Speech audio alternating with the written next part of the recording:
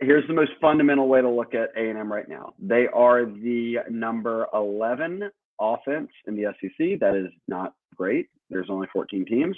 LSU's 12. They average 400 yards a game. LSU's at 370. So they average a little bit more than LSU a game, but you're not talking about a Mississippi, a Bama, even a Florida, teams that are averaging 500, 480 yards a game, something like that. On the flip side, the number 3 defense in the SEC, only allowing 320 yards a game, and that's right up there with Georgia and Alabama. So knowing what we know about LSU, when you think, okay, they're going to play a really good defense, you say that doesn't sound too great because LSU's not been very good on offense lately. But it's an offense that's not that great, and LSU's actually been playing a really good defense despite being down a lot of guys who were starting earlier in the season. So a bit of wins for both sides here. You'd have to think there's going to be a raucous Tiger Stadium. LSU doesn't like A&M. A&M doesn't like LSU. Jimbo's gotten the best of Edo recently. You know that Orgeron wants to go out with a win in his final game, let alone beating Jimbo, whose name's getting tossed around out there right. for the job after Orgeron's gone. So storylines galore. It's always the final regular season game. Initial thoughts. I mean, 6.5 points is the line. Is that about what you figured it would be? Yeah, I was thinking like a touchdown probably, because it can't be too much more than touchdown, because anything like, it can't be like 9 or 10 or something, because these teams aren't going to score enough, right? Like it might be the first to 20 wins this game. Like it's really might be that low scoring of a game, like kind of like the Auburn game in a sense, to where Auburn had to make some late plays with Bo Nix to kind of pull that one out. I could see it kind of working out in that way. LSU coming out hot, they usually do well on first quarter, so I could see LSU maybe taking an early lead. But I'm really worried about if it's a close game and Max Johnson has to make some tight throws. That always concerns me. And the turnover factor, like we saw against Kentucky, is always there. If LSU just has a couple turnovers and doesn't win the turnover battle, I can't see them winning this game. But A&M, Zach Calzada is not, a good quarterback, great quarterback. It's going to be a running attack from them. And if we've learned anything about LSU the past few weeks, it's that they can now stop the run after Lane Kiffin told Orgeron, he was like, hey, you're running the same thing every time. They kind of changed up and now they stop the run. So I'm really struggling to see where they get anyone scores here. I think for the most part, LSU has a little bit more explosive players on the outside. No doubt.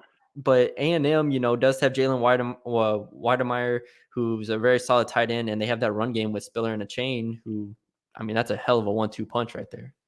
And they've deviated away from Spiller in some LSU games, and some of their big games, like they just weren't going to Spiller at times. And when they did, it was like, oh, that's what you should have been doing the whole time. So yeah. I'm curious how much Jimbo will try to run it, knowing that LSU's been playing good run D. But to your point of points, so LSU loses what? They give up 42 at Kentucky, 42 back home against Florida, 31 in Oxford, and really Ole Miss probably could have scored more than that in a real way. Lane let off the gas against Coach O in that one.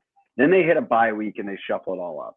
Bama, they give up 20 points. They get that down to 16 points in overtime against Arkansas, which is 13 points in regulation, and then 14 points against ULM. And ULM had a short field after that fake punt to get one of them, and then they gave up a cheap one at the end. So in that game, ULM could have not scored in that game. It was close to it being that way. So I'm with you in the sense of if LSU's not shooting themselves in the foot and just giving A&M field position all game, where's A&M's long drives or explosive plays coming from? They don't have a top 10 offense in the SEC right now.